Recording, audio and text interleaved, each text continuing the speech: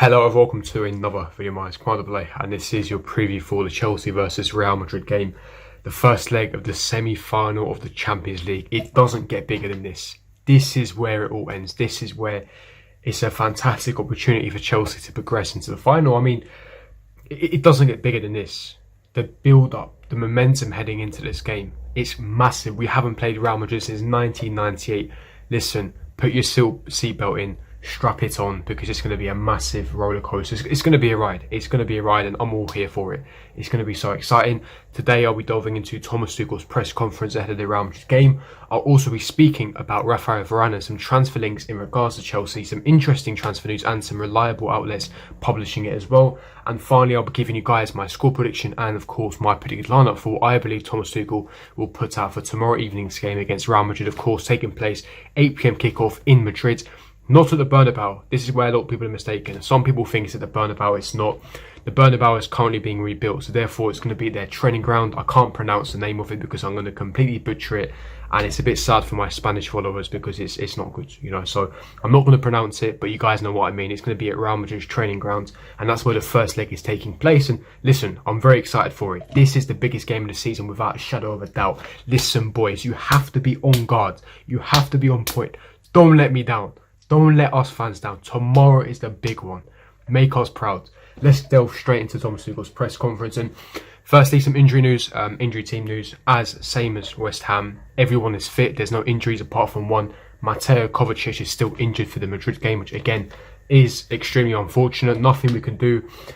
Now, Thomas Tuchel said that he hopes that he will be back for the Fulham game, which is in between the two Madrid games. So Fulham will be this weekend, meaning we are fingers crossed hoping that he will be fully 100% match fit for the Madrid second leg. So we need him match fit. We need him raring to go for the second leg. It's unfortunate he's missing the first leg, but it is what it is. You know, Jorginho Canted will spend the job as it is, but there's no other injuries. That is it. The rest of the team is match fit, which is fantastic news. And let's delve straight into Thomas Tuchel's press conference. Now, Thomas Tuchel said it's the best way for Chelsea to arrive for a Champions League semi-final match after a crucial win against West Ham on the weekend. Thomas Tuchel says he doesn't have to convince the squad of confidence because Chelsea are playing on the highest level and they will not let their opponent play at their best. Thomas Tuchel says Chelsea shouldn't be expected to do crazy things against Real Madrid. He wants his side to be hungry and adventurous. Thomas Tuchel 100% trusts in the referees and UEFA for tomorrow night against Real Madrid to whistle the best match possible and can't imagine any disadvantage or advantage due to a political situation. Now this is where this made me laugh. I'll be brutally honest, this made me laugh. A Spanish reporter asked Thomas Tuchel, is UEFA going to have any sort of impact? Listen, already I can tell, if a dodgy decision goes in favour of Chelsea and we knock out Real Madrid, you just know all over the Spanish papers, Marca, whatever, they're going to be saying, UEFA, they corrupted the match, they fixed the match for Chelsea, blah, blah, blah. This is why I'm worried now, because if they're doing this, now the UEFA are going to be wary of this. They're going to say, right, if we give any dodgy or controversial decisions for Chelsea and they go through, we don't want any backlash or stick. So, let's not give it. Let's try and be nice to Madrid. And that will annoy me. I don't want any fixed matches. I don't want any corrupt matches. Just let the refs do their job, please. I don't want any fixed games. Even if it's fixed for us, I don't like it. I want Chelsea to go out there and beat Madrid fair and square because we have the quality and the potential to do so. I don't want to go out there and go to the final because we got lucky for a lucky penalty decision. Yeah? Let the refs do their job. I didn't like that question at all. It made me laugh a little bit, but annoyed at the same time. Carrying on. Thomas Tuchel says Chelsea and Real Madrid deserve to be in the Champions League semi-finals and don't deserve to be thrown out due to a political situation. I 100% agree, correct.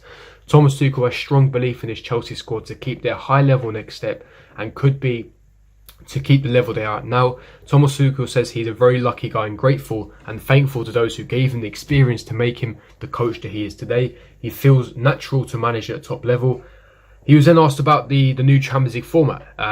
He had some interesting things to say in regards to this. And to be honest, I've already expressed my opinion on this channel. Personally, I'm not a fan of it. I don't think it's good enough. I think that it just means more games. We already have a very tight schedule. And more games means more revenue for UEFA, more broadcasting, TV, matchday revenue. And what was the point of going against European Super League when you're introducing a format with a different name to it? It's ridiculous. And Thomas Tuchel said the same thing. He doesn't like the new Champions League format due to having more games. He says the Champions League format is just more games. It doesn't make it more quality. Agreed. If you're having more games, that means players will be more fatigued and tired. Therefore, the quality they produce on the pitch is going to decrease naturally, because you can't sustain that level for that long. So the quality you watch is not going to be there. So it's not enjoyable for the viewer at all. I just think it's completely pointless. Thomas Tuchel wants Chelsea to beat themselves against Real Madrid. Thomas Tuchel says Eden Hazard is a top quality player who was a key player for Chelsea for many years. Biggest respect to him. And of course, Chelsea has spoken about Eden Hazard due to his influence.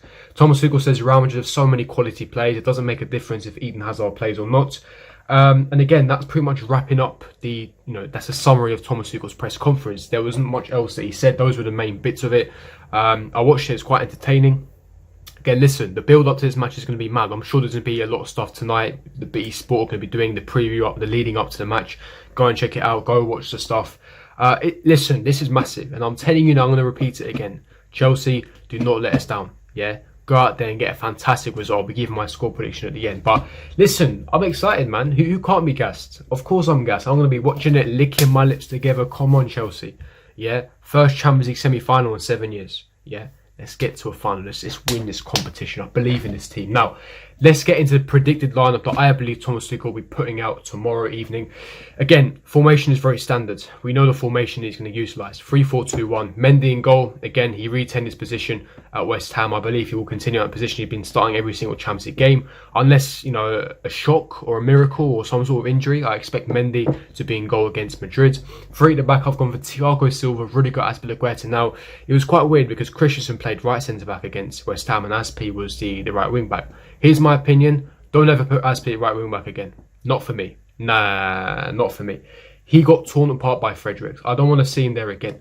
Now, it's not specifically his fault because that's not a position that's natural to him. He got outdone in terms of pace. His positioning was poor. Going forward, he hasn't got the ability to beat a man. He hasn't got the pace to beat a man. And he hasn't got the passing range or link-up play to be able to be, effective or efficient going forward. Defensively, that's where his strengths are. So for me, if you're going to play Azpi, you stick him in right centre-back. There is no need to play around with it and stick him in right wing-back. If you're going to play a player at right wing-back, for me, you got to play either Reece James or Hudson-Odoi.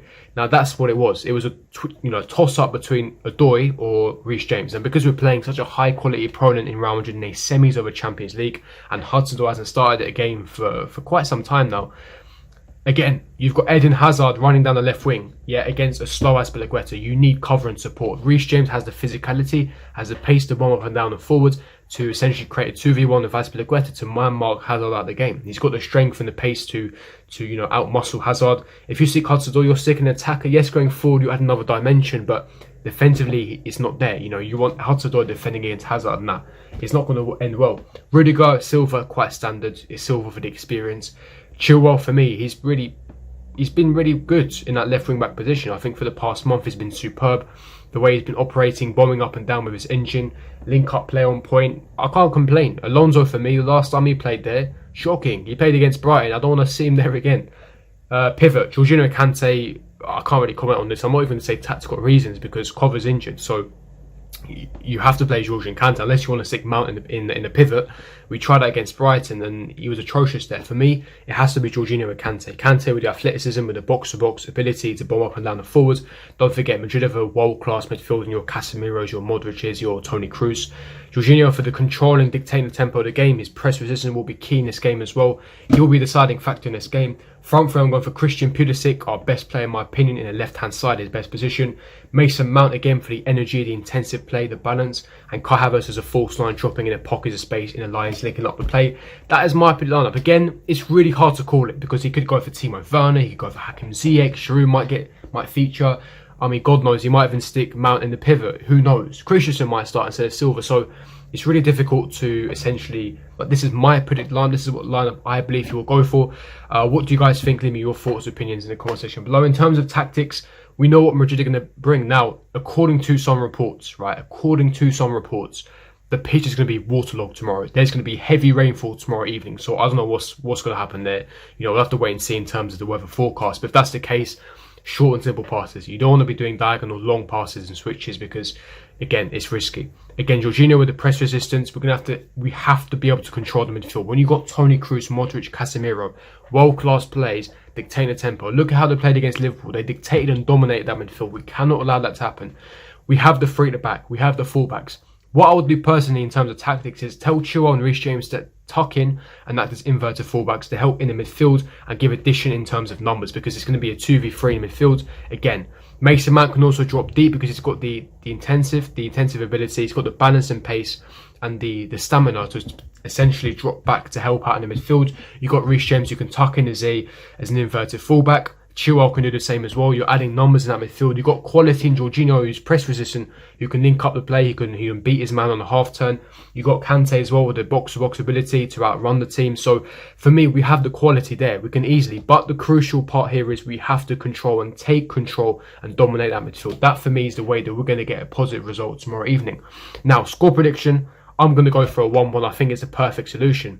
Our defence is so solid structurally, I don't see us conceding more than one goal. Equally, we're not clinical enough. And the 1-1 is a perfect result. Away from home, you secure the away goal, you secure the bag, you return to the bridge, do the business. Simple as that. We're in good form. We just beat West Ham. Spirits are high. It's a semi-final. Come on, you Blues.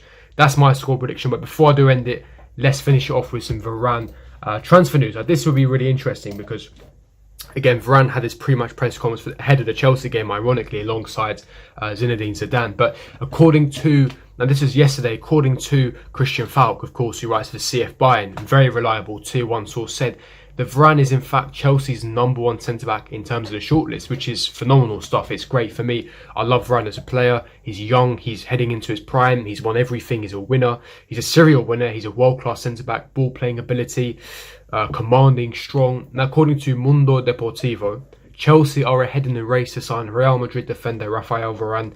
He is at the request of Thomas Tuchel, and they are willing to pay the £70 million euro fee, which is approximately £61 million. For me, it's worth it. I honestly believe it's worth it. You've got a world-class centre-back there. For me, good price, very expensive, but I think it's fair enough. Don't forget his contract expires next summer, so Madrid haven't got the negotiating power here. We have the power for that. They can't command, an extortionate fee. So I think that's a fair enough fee for him because he's a world-class player. He wants a new challenge. He's Madrid's first-team player. I don't need to explain anything else, and he could bolster our defensive option. So for me, it's a yes, yes, yes. I would definitely want Varane. What do you guys think? Leave me your thoughts, opinions in the comment section below. Don't forget to comment down below your score prediction on top of that as well. But that is me wrapping up the preview and the news daily. Don't forget to smash the like button, subscribe, hit the bell notification, and comment down below your thoughts, opinions, and I'll see all of you guys for my next video. Peace.